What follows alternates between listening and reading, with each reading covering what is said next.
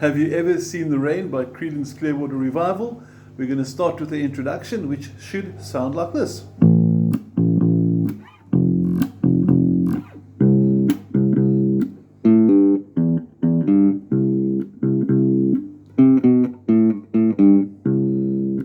Now that very last note I played is actually the first note of the verse.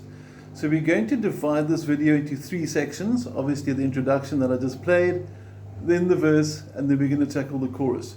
Now before we go too far, I first want to zoom in on where to find the notes and give you a bit of a background on how to use the PDF file that I've sent along with us. And we're going to start at the bottom of the PDF file. You'll see there's a diagram of the 4 strings for your bass guitar, and it shows you where the notes are. So let me show you where to find the notes. On the diagram, you'll notice A is on the 5th fret of the 4th string. Should sound like that. That's your A. F is going to be on the 1st fret of the 4th string. Nice and deep sounding F there.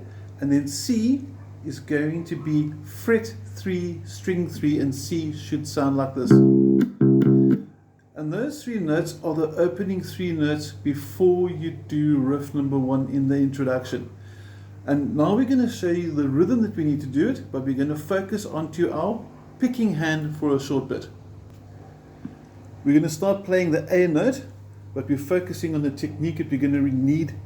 We're not going to use a pick for this, obviously. We're going to rest the thumb on the pickup itself. These little black things here are the pickups. And we're going to pluck it with my first finger. And that rhythm you just heard, that 1 and 2 and 3 and 4, is the rhythm we're going to use for most of the song. There will be subtle changes here and there, but this is predominantly your basic rhythm. 1 and 2 and 3 and 4 and 1 and 2 and 4 and 1 and 2 and 3 and 4. Now one thing I did want you to notice there is that when I came off the second last note, the F, watch my thumb now when I go to the C. The thumb ends up resting on the 4th string. You can see I'm busy pushing the 4th string down. That's to help control any possible unwanted string noise. Because if I go from the F, you could still maybe hear it ringing in the background. You need to silence it. So let the thumb track down, and later when you get to the riff and you have to go, you can see my thumb sort of hopping to and fro. So when I pluck the 1st string, thumb is resting on the 2nd. When I pluck the 2nd string, thumb is resting on the 3rd. Very important technique. Please don't do this. I'm sure that you passed that technique, but if you're a newbie watching this for the first time, big no-no, don't do that. Get used to your thumb tracing your picking finger as you go across the strings. Now we're going to put the introduction together, and we're going to add riff number 1. So we're going to focus again now onto our fretting hand. Riff number 1 is underneath the chorus. You're going to have it sounding like this.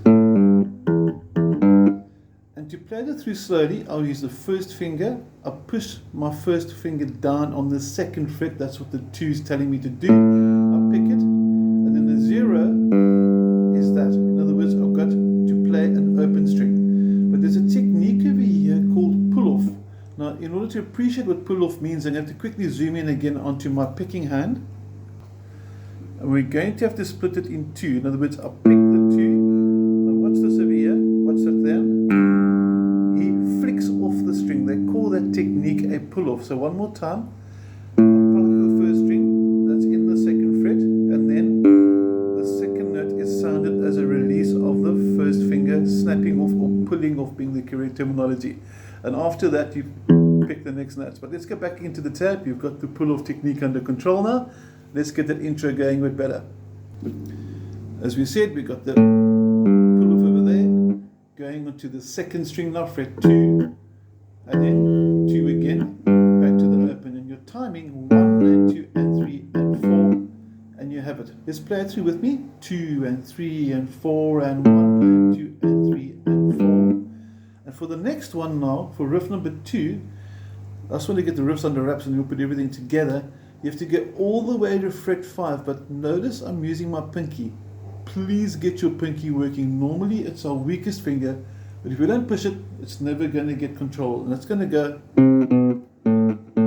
So you can see the pinky there in the 4th fret, 3rd fret stacking over the 4th fret, fret, so it's 5, 4, 2, 2, open. And if you want to do a pull off, you can at the end, so you can go if you want to, and then pull off if you really want to. Now let's put the whole thing together. Now, on the sequence of the song, or rather the sequence of the introduction, it goes from the A to the F, to the C, to riff number 1, C again, and then, and you can see I put the pull off there once more. That's your introduction. Now the verse for Have You Ever Seen the Rain. This is probably one of the easiest verses you're ever going to play. You're simply going to go C, which is fret 3, string 3, and you're going to go 1 and 2 and 3 and 4 and 1 and 2 and 4 and 1 and 2 and 3 and 4 and 1 and 2 and 3 and 4 and 1 and 2 and 4 and 1 and 2 and 3 and 4 and 1. It's as simple as that. So the verse over here, just enjoy the playing of the song. You're not going to be very busy as a bass guitarist for that part. It's more about the fun. And if you want to get a little bit busy and fancy, you can do this. 1 and 2 and 3 and 4 and 1 and 2 and 3 and 4 and 1 and 2 and 4 and 1 and 2 and 3. And a little bit of a walk between the first and what they call the fifth is actually quite cool. Let me show you up close what's actually happening there. There's the note C, fret number 3, and this note over here is what they call the fifth up from the root note or the basic starting note. And the reason why they call it 5 is because if you play your major scale 1, 2, 3, 4, 5, it's the fifth note from the starting. It always works for a major chord and a minor chord because the fifth note of a major and minor chord are exactly the same. It's the third note that changes the major and minor tone. So now you can go 1 and 2 and 3 and 4, 1 and 2 and 3 and 4, or you can go 1 and 2 and 3 and 4 and 1 and 2 and 3. You can play with it. For the G, you simply go up a string, 1 and 2 and 3 and 4 and 1 and 2 and 3. And you can even add an extra note. So you can go 1 and 2 and 3 and 4 and 1 and 2 and 3 and 4 and 1. So experiment with the verse. Get as busy as you think sounds cool. Next up, the chorus. Now the chorus has got some pretty cool things happening. If you look after it says, I want to know if you've ever seen the rain, you'll see there's a C, then a C/B, which is there, then an A for A minor, which is going to be here, or it can be an open A string, whichever you favor, and then there's an A minor/G.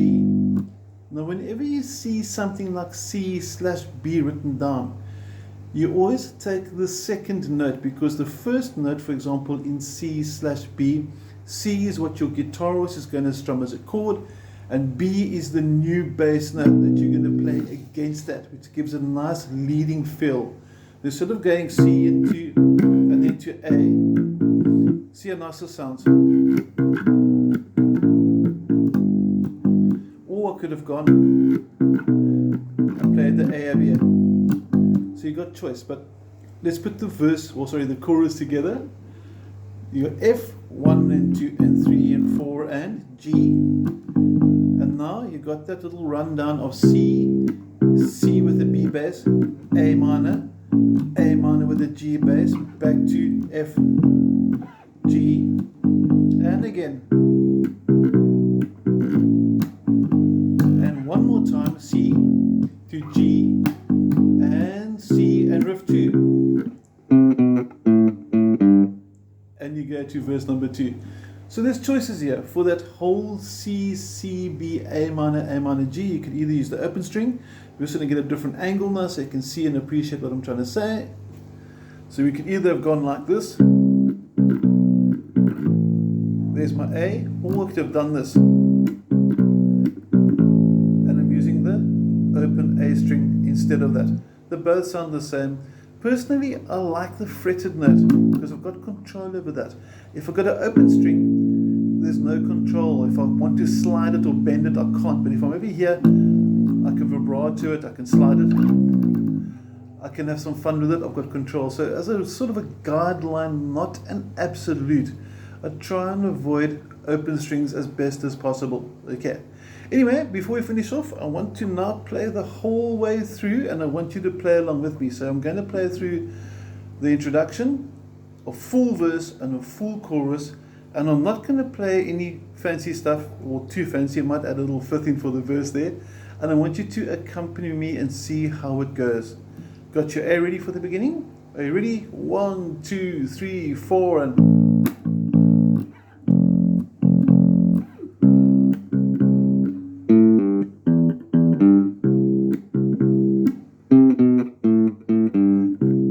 this is the verse now.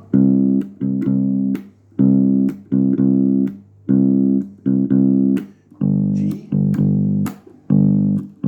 back to C,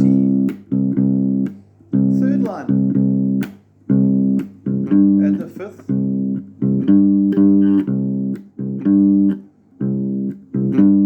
and to G,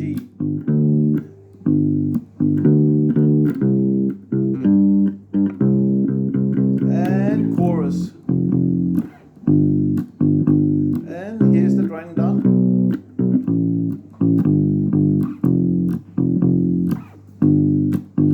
And again, third line of the chorus, and riff 2, and you simply repeat that. It's a very short song, very basic song. I hope you got the gist of it. Any questions, you do have my WhatsApp details. I hope you enjoy the song, have some fun with it, and have a good week. Thank you.